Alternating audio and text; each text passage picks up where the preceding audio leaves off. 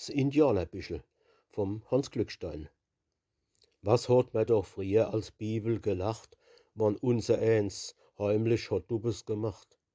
Man hat doch der Mama ihr Sache geholt als die Brötchen, der Zucker, der Sago und Salz. Und wann man beim Rechnen sich schnell hat gedummelt, dann hat man se glatt um 3 Penning als beschummelt. 3 Penning, das war für so 'n Bu a Vermögen. 3 Penning, die waren goldener Segen. Die Mamme den Fehler natürlich gleich findt. Doch denkt se, so 'n Duppes, das is noch ke Sint. Ich seh mich noch schnell zum Buchhändler laufen, für 3 Penning dort a Indianerbuch kaufen. Und was wir von Reiber und Wilde gelesen, is alles Indianerbuch für uns gewesen. A Auswahl war dort in dem schmierige Geschäftel. Betracht hab ich gierig dort Heftel um Heftel. Ich hab stets gewählt nach 'm Titelblattbild.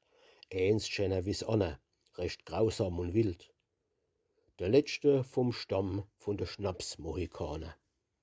Die Sioux auf'm Kriegspfad mit Blutdurst-Indianer, die gespenstische Finger am Treppegeländer, die blutige Träne im Sauerkrautsteller, unschuldig erdrosselt mit Plüschsofa gewaschte, die Kinderentführung im Brotschubladkasten. Ich hab mit de andere ums schönst als gerafft, doch unter 6 Tote hab keins ich gekauft.